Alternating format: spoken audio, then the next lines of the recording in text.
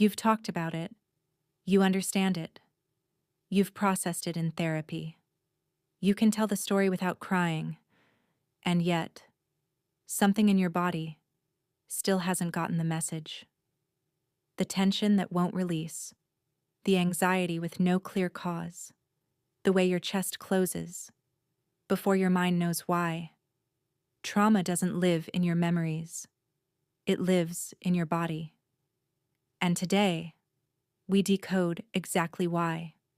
For most of the 20th century, trauma was understood as a psychological phenomenon, something that happened in the mind, something that could be healed through talk, through telling the story, understanding the cause, gaining insight into the pattern. And insight is valuable. Understanding matters.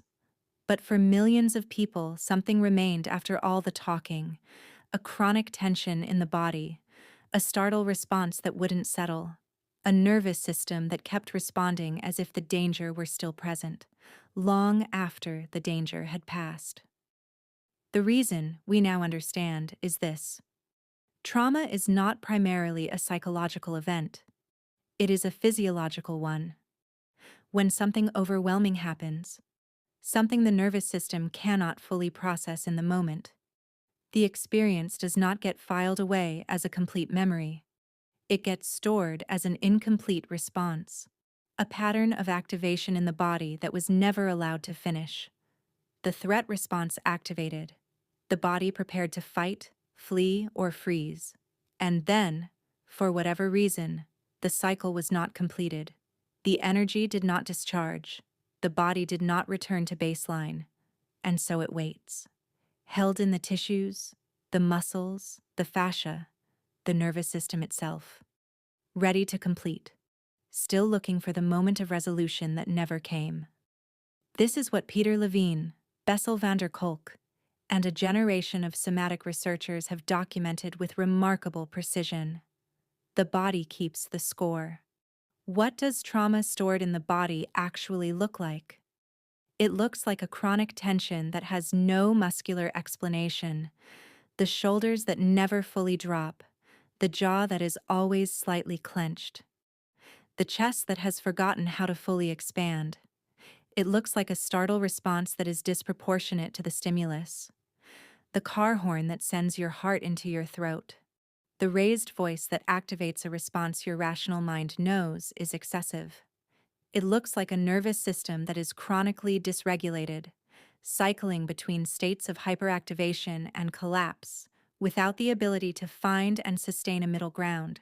It looks like physical symptoms that have no clear medical cause: chronic pain, digestive issues, autoimmune conditions, the body expressing in sensation what was never allowed to be expressed in any other form. And it looks like a disconnection from the body itself, a kind of numbness, a living from the neck up, a sense of being a mind that happens to have a body rather than a body that is fully inhabited.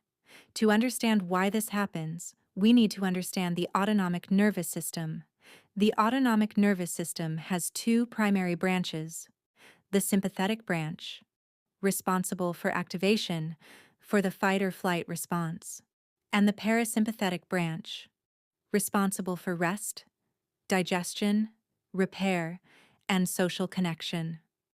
In a regulated nervous system, these two branches work in dynamic balance.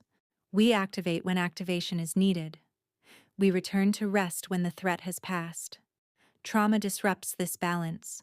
The nervous system gets stuck, either in chronic activation, where the body is always partially prepared for threat, or in chronic collapse, where the system has shut down beneath the weight of what it could not process. Let me give you some real examples of what this looks like in daily life. The person who cannot sit still, who fills every moment with activity, noise, stimulation, not because they enjoy it, but because stillness feels unbearable. Their nervous system learned that quiet is dangerous. That stillness is where the feelings live.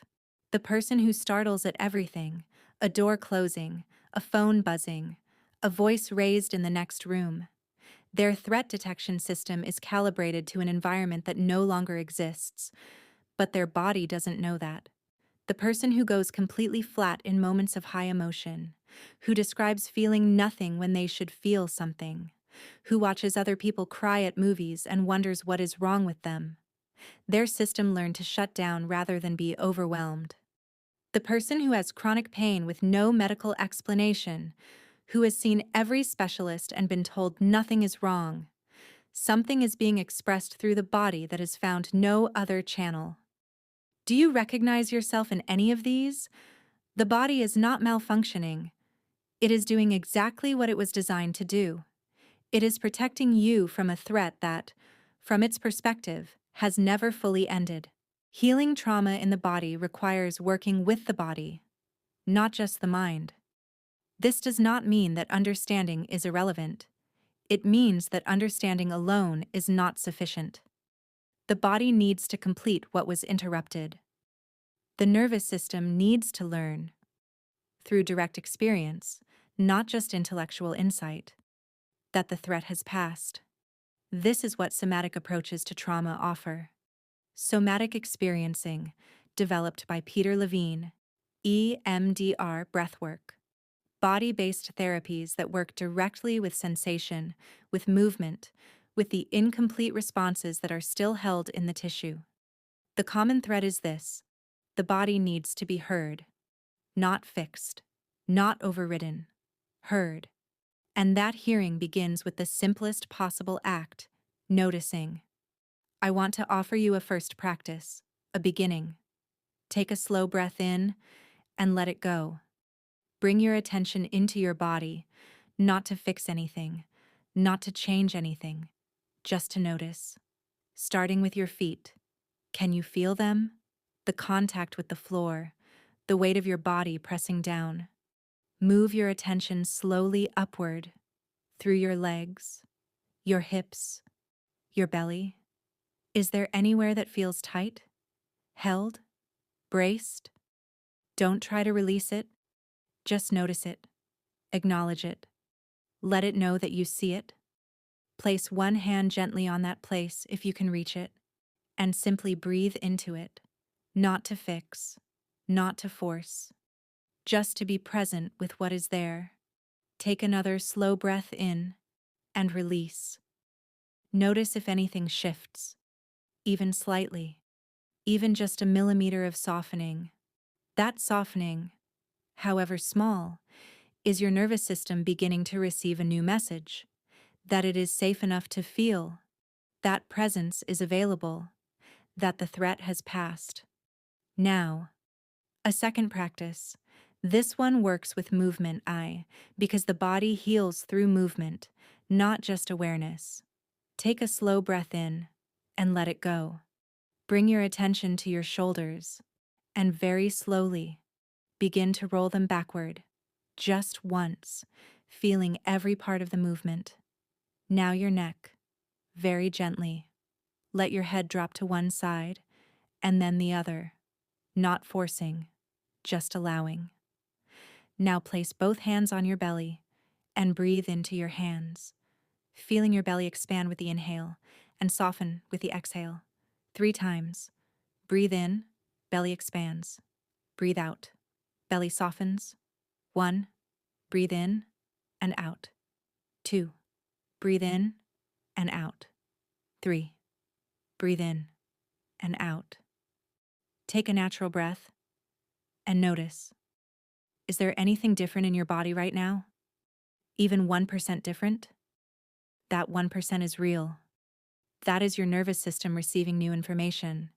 That is healing, not as a dramatic moment, but as a quiet, cumulative return to yourself.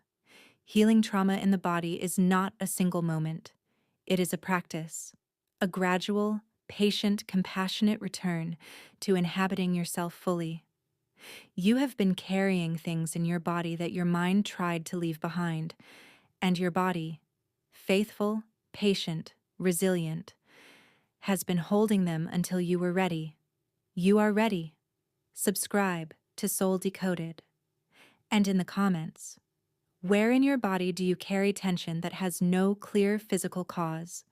You don't have to explain it. Just name the place.